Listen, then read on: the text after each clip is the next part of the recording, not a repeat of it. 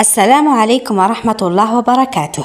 اليوم رجع اسم الحارس المخضرم رايس مبولحي يشعل مواقع التواصل الاجتماعي من جديد بعد تداول أخبار قوية وسط الجماهير الجزائرية على إمكانية عودته للمنتخب الوطني قبل كأس العالم 2026. والسؤال اللي راه يدور عند الجميع: هل فعلا المنتخب يقدر يدخل المونديال بدون بولحي؟ بصراحة بزاف ناس تشوف باللي مهما ظهرت أسماء جديدة في حراسة المرمى يبقى مبولحي عنده خبرة كبيرة وثقل داخل المنتخب ما يقدر حتى حارس يعوضه بسهولة، خاصة وأنه كان حاضر في أكبر المحطات التاريخية للخضر من مونديال البرازيل إلى كأس إفريقيا، وديما كان رجل مواعيد الكبيرة.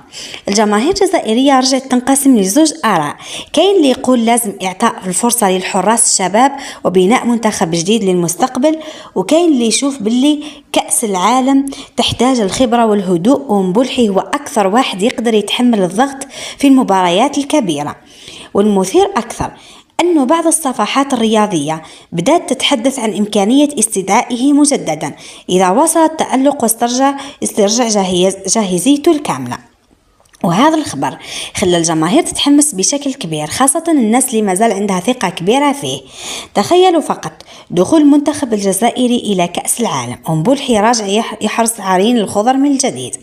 أكيد راح تكون لقطة مؤثرة وتاريخية بالنسبة للكثير من الجماهير الجزائرية، لكن في المقابل البعض يرى أن الوقت تبدل وأن المنتخب لازم يعتمد على أسماء جديدة قادرة تكمل المشوار لسنوات طويلة.